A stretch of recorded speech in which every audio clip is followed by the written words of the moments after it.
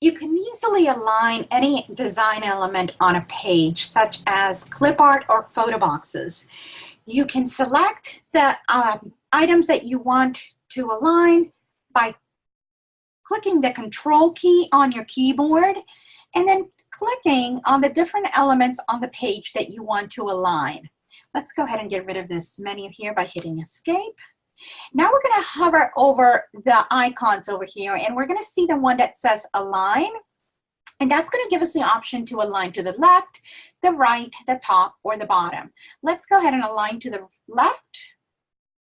Now, since we still have all of these elements selected, we can go ahead and click and drag and place them wherever we want on the page. Let's put them here on the left-hand side. And then you can click on any other design element to go ahead and keep on designing.